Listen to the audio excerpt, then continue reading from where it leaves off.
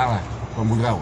400 persones del sistema solar van arribar a Oviedo Capital per protestar perquè Felip VI, rei de les Espanyes intolerants, volia donar el Premi de la Concòrdia preocupant a la Unió Europea inusual, després d'haver provocat més de 6.000 morts o, millor dit, assassinats en els últims anys, mentre refugiades i refugiats intentaven passar el Mediterrani abismal.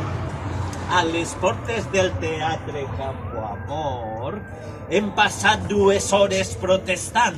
Bo, a les portes no ens han deixat, sinó un poc més lluny, si de cas.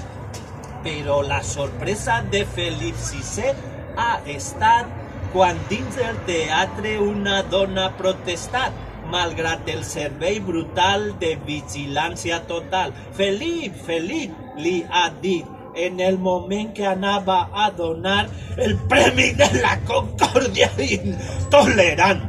No accepte que dins d'aquest teatre dones aquest premi i t'obligue a que isques ja. Jo soc Clara Campoamor, feminista total i amant dels drets humans. És per això que el rei hagué d'abandonar el Teatre Campoamor i ja al carrer les protestes van ser tan brutals que el rei es veié obligat a abdicar en un acte de justícia universal.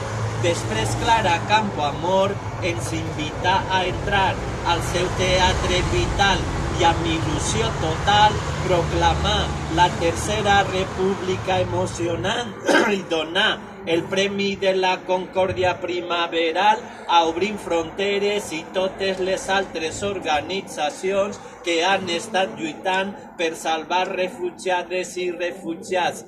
Ara ja el Mediterrani és alegria total i la vida al planeta Terra i al sistema solar ja és un dret, no com abans que estava a mans de polítics o polítiques intolerants. Plim plam, i visca el somriure universal.